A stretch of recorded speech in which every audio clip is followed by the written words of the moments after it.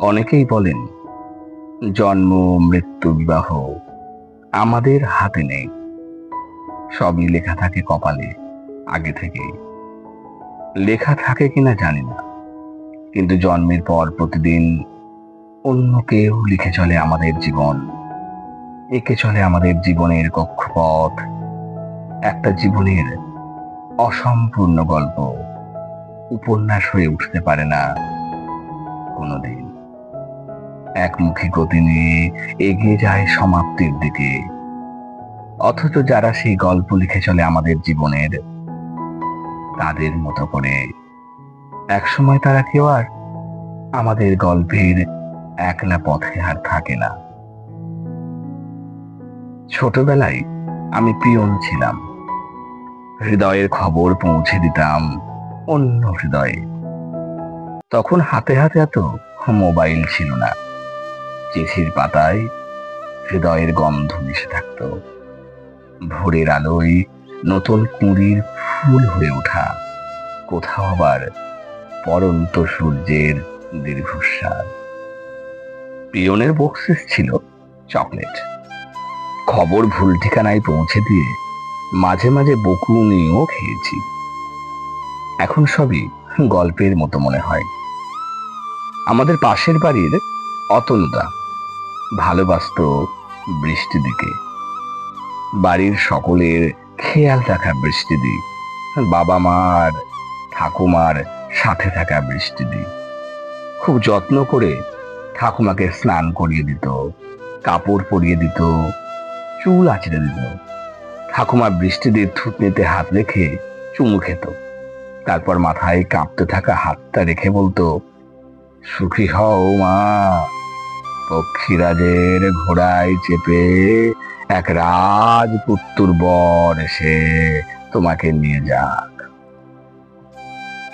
বৃষ্টিদি মজা করে নাকি সুরে বলতো, অত সহজে তোমাকে ছাড়ছি না বুড়ি। বলেই মায়ের ডাকে সাড়া দিয়ে রান্নাঘরে ছুটতে চলে যেত। কত প্রাণ খোলা মেয়ে ছিল বৃষ্টিদি। প্রাণ দিয়েই ভালোবেসেছিল অতনুদাকে। দুর্গাপুজোর এক শিউলি ঝরা ভোরে ভালোবাসার শিশির ছুঁয়েছিল তাদের হৃদয়। অতনুদার বাড়িতেই ছিল শিউলি গাছ। সপ্তমীর ভোরে তখনও অস্পষ্ট ছিল চারিধার। শিশির ভেজা ঝরা শিউলি ফুলে অতনুদা ভরে দিচ্ছিল বৃষ্টিদির আঁচল। যেন প্রেমের অর্ঘ্যে সে ছিল ভালোবাসার অঞ্জলি, হৃদয়ের আগমনী। বৃষ্টিদির হৃদয় স্পর্শ করেছিল অতনুদা। ধীরে ধীরে নতুন সূর্যের আলোয় পরিষ্কার হচ্ছিল চারিধার। আমি ছিলাম পিয়ন।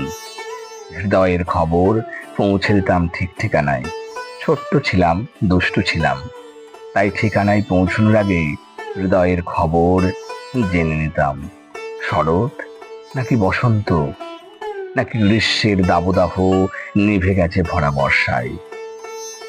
সেবার পুজোয় দশমীর দিন লাল পাড় সাদা শাড়িতে অপূর্ব মানিয়েছিল বৃষ্টিদিকে। অতনুদা ধুনুচি নাচে ধূপের গন্ধে মাতিয়ে দিয়েছিল। সেটা ছিল তার জীবনের শ্রেষ্ঠ আরতি। লাল সিঁদুরে রাঙিয়ে দিয়েছিল বৃষ্টিদিকে। তারপর দেখতে দেখতে কয়েকটা বসন্ত পেরোলো কোকিলের সুমিষ্ট কণ্ঠস্বরে। বৃষ্টিদির বিয়ে হয়েছে, একটি মেয়েও হয়েছে। বৃষ্টিদি ভালো আছে কিনা তা জানি না। বহুদিন হৃদয়ের খবর নেওয়া হয়নি। আর অতনুদা, না, ভালো নেই, কিন্তু ভালো থাকার চেষ্টা করে প্রতিদিন। না, বৃষ্টিদির বিয়েটা অতনুদার সাথে হয়নি। বৃষ্টিদির বাবা মা মানলই না। যেদিন ঠাকুমা মারা গেল বৃষ্টিদির, সেদিনই জানাজানি হয়ে গেল তাদের ভালোবাসার কথা। বৃষ্টিদি ঠাকুমাকে হারিয়ে অতনুদার বুকে মাথা রেখে হাও মাও করে কেঁদেছিল। দেখে ফেলেছিল বৃষ্টিদির মা। ব্যাপারটা জানাজানি হয়ে গিয়েছিল। বৃষ্টিদির বাবা খুব অপমান করেছিল অতনুদাকে। জানি না কি ক্ষতি হতো অতনদার সাথে বিয়ে হলে। বৃষ্টি দিয়ে যদি থেকে যেত মাটির পৃথিবীতেই, আর আকাশ নেমে আসতো কিছুটা। কিন্তু মানুষের মন তো আকাশ আর হলো কোথায়? বৃষ্টিদের বাবা মাথায় হাত রেখে আর পাঁচটা বাবার মতোই প্রতিজ্ঞা করিয়ে নিয়েছিল, বাবার মরা মুখ দেখবে বৃষ্টিদি যদি অতনুদাকে। সেদিন থেকে প্রাণ খোলা হাসি খুশি বৃষ্টিদি নীরব হয়ে গিয়েছিল, পড়ে গিয়েছিল ভিতরে ভিতরে। অতনুদার মা গিয়েছিল বৃষ্টিদির বাড়ি, কোনো লাভ হয়নি। বৃষ্টিদি নীরব নিশ্চুপ হয়ে গেল। ঝরে যাওয়া শিউলি ফুলে অন্য শিশির তখন। বিয়ের পর বিদায়ের সকালে বৃষ্টিদি একটু কাঁদেনি। বৃষ্টিদির বাবা বৃষ্টিদিকে জড়িয়ে অস্বাভাবিকভাবে কেঁদেছিল। হয়তো মেয়েকে শেষ বিদায় জানিয়েছিল।